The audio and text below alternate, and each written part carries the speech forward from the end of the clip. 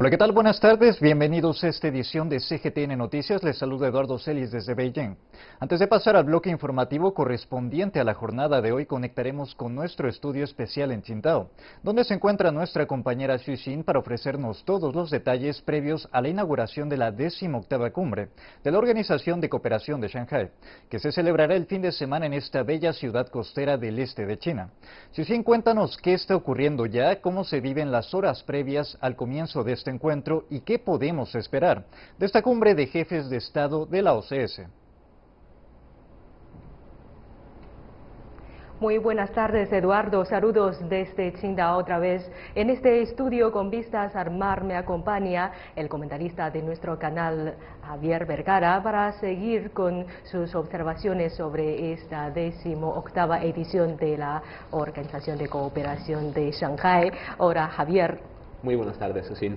Ayer hemos tocado unos temas sobre las funciones del mecanismo y también la participación y aportaciones de China para esta organización. Y hoy, durante este proceso que desde su fundación hace 17 años, la Organización de Cooperación de Shanghái ha alcanzado muchos resultados tangibles y diversos y también muy efectivos. Y a su parecer, ¿cuáles son los puntos más destacados?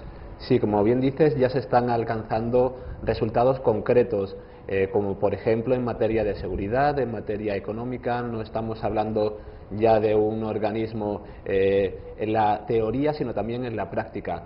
Por ejemplo, en materia de seguridad, se ha conseguido frustrar más de 600 crímenes terroristas entre todos los países miembros de esta organización, que recordamos principalmente forman parte de Asia Central y Oriental, pero que también están ampliándose a otros países como el caso de India y Pakistán más hacia el sur. También en materia de seguridad se ha capturado a más de 2.000 miembros de grupos terroristas. Yo creo que es una cifra muy significativa de los resultados que se están logrando para luchar contra el terrorismo y para garantizar la paz y la estabilidad no solo en la región, sino evidentemente también en otros países. Por otra parte, no solo tenemos que hablar de resultados en seguridad, sino también en materia económica. Por ejemplo, ya se están realizando una serie de proyectos, tanto en industria, en infraestructura, son los segmentos de la economía que en estos momentos más se está trabajando dentro de esta OCS para mejorar las infraestructuras de los países, para impulsar su comunicación. Y podemos dar algunos datos concretos, por ejemplo, en el caso de China, que sobre su relación con la OCS en el año 2017 tuvo un volumen comercial de 217.000 millones de dólares, una cifra muy significativa. Y también podemos hablar, tenemos datos ya también de la inversión de China en la OCS, que fue de 84.000 millones de dólares hasta estos momentos, lo cual nos da una idea también de la magnitud de la colaboración y de los resultados que se están obteniendo.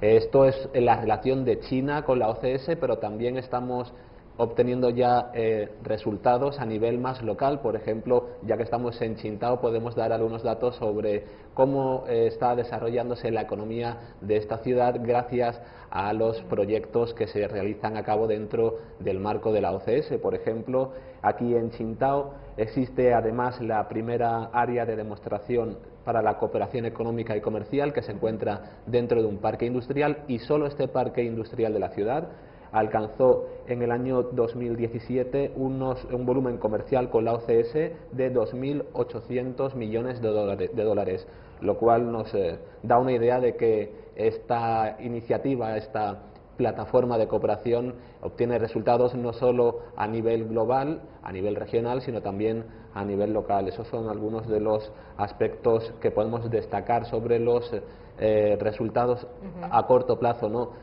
También se prevé la creación de otra serie de mecanismos que van, yo creo, a impulsar aún más la consecución de los objetivos, como puede ser el Banco de Desarrollo de la OCS y el Fondo de Desarrollo de la OCS. Son dos mecanismos que desde mi punto de vista, van también a impulsar aún más la consecución de resultados prácticos en esta plataforma. Efectivamente, con el desarrollo de la OCS hay quienes consideran que esta organización llega a comparar con la OTAN, que supone un riesgo. ¿Y cuáles son sus análisis al respecto?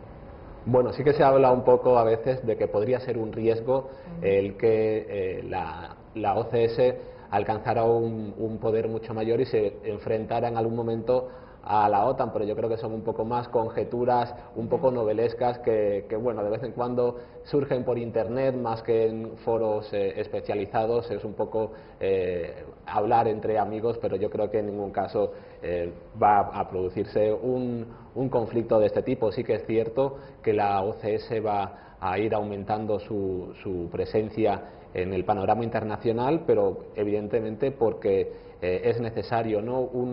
Todo lo que antes sucedía a lo mejor en Occidente se está cambiando hacia Asia, y evidentemente la OCS va a tener un papel importante. No debemos olvidar que geográficamente supone un enlace natural entre Asia-Pacífico y la región atlántica. Por lo tanto, en este caso nunca sería un conflicto, no sería un agente opuesto a la OTAN, sino de facilitación, y también será un elemento de conexión vital con el sur de Asia y con Oriente Medio. Por lo tanto, el papel, evidentemente, sí que podemos compararlo con la OTAN por su importancia estratégica, por su magnitud, ¿no? Tenemos que tener en cuenta que la OCS se ha convertido ahora, con la inclusión de India y Pakistán en el año 2017, en la plataforma de cooperación más grande del mundo por población y por área geográfica.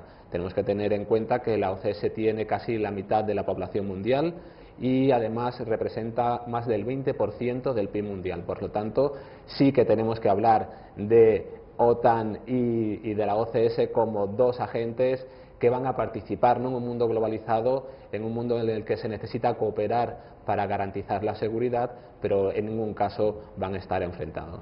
Hay que recordar que también ayer hemos conversado sobre sus prioridades, sus objetivos, también en 6 ámbitos.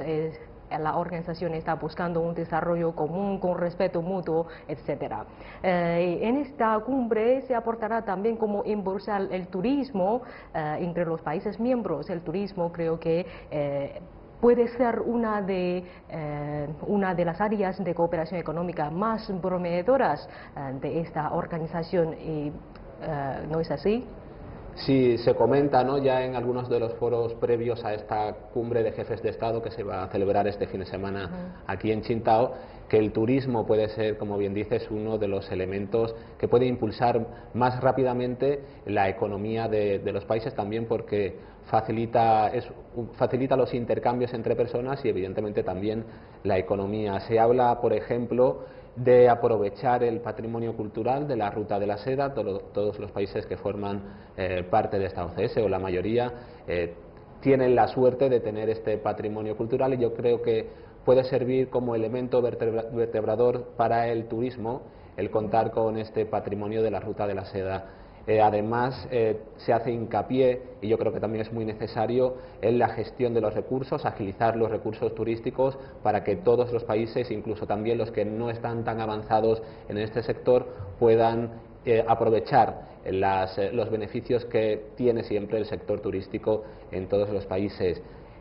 Se habla también de coordinar políticas y de impulsar la industria. En concreto, podemos comentar que el turismo va a estar muy presente también en esta cumbre de Qingdao, evidentemente porque uno de los motores de esta ciudad es el turismo, aparte de la industria, aparte de las finanzas, pero podríamos considerar a Qingdao como un ejemplo. Yo creo que está muy bien elegido a la hora de querer impulsar el turismo. Yo creo que da una idea muy clara de esta idea, ¿no?, de que el turismo puede ser un gran motor de la economía de la OCS. Además, Qingdao es una ciudad muy abierta, fue una de las primeras ciudades que impulsó la apertura en China, y ahora también, coincidiendo con el 40 aniversario de la reforma y apertura de China, yo creo que es un ejemplo muy simbólico el hecho de que la cumbre de jefes de Estado de la OCS se celebre aquí en Qingdao. Hay que recordar también que Qingdao es una ciudad con recursos turísticos muy populares y muy abundantes, y también es un punto crucial que conecta las rutas marítimas de China y también con el euroasiática, ¿no? ¿Y qué beneficio tendrá con la iniciativa de la franja y la ruta que se propusará esta cumbre? Sí, pues tienes toda la razón, porque Qingdao va a ser uno de los puntos estratégicos dentro de la ruta de la seda marítima, y la franja y la ruta va a dar también un impulso como elemento de cohesión, como plataforma de cooperación, como medio de inversión. Yo creo que la franja y la ruta va a dar un gran impulso también al desarrollo de la OCS. De hecho, se habla ya, esto no será evidentemente a medio plazo, pero sí a largo plazo, como podría suceder que los miembros de la OCS, los países que se encuentran a lo largo de la franja y la ruta, y los países que forman parte de la Unión Económica Euroasiática, conformen en un futuro una zona de libre comercio, con lo cual estaríamos hablando de un mercado inmenso al que le unen muchos aspectos culturales, muchos aspectos económicos también, pero que son muy diferentes entre sí. Yo creo que también este es otro de los objetivos, no solo de la franja y la ruta, sino también del espíritu de la Organización de Cooperación de Shanghái, como países diferentes, con diferentes sistemas políticos, diferentes sistemas de actuar en la vida diaria, pueden entenderse entre sí, también países más pequeños, países más grandes. Es uno de los objetivos que persigue esta OCS y la franja y la ruta. Y actualmente hay varios países interesados en formar parte de esta organización todavía, y además se está convirtiendo en un importante interlocutor internacional. ¿Qué perspectivas de futuro tiene esta organización regional? En estos momentos ya se ha convertido, más que en una plataforma regional, podemos hablar ya de una plataforma internacional, por el ámbito que tiene y por las relaciones y la importancia que ocupa en la comunidad internacional, pero sí que es cierto que necesita de nuevos miembros para que vaya creciendo su ámbito de influencia, y existen una serie de países interesados en formar parte de esta plataforma, como por ejemplo podríamos hablar en el caso de Siria, de Egipto, de Israel. Yo creo que son algunos de los países los que además son de completa actualidad política en estos momentos, y podría ser muy interesante que se adhirieran a este marco en el que también se establecen una serie de pautas de actuación que no solo atañen al ámbito internacional, sino al ámbito nacional, como el cumplimiento del Estado de Derecho. Son todos sistemas que yo creo que podrían beneficiar también a la estabilidad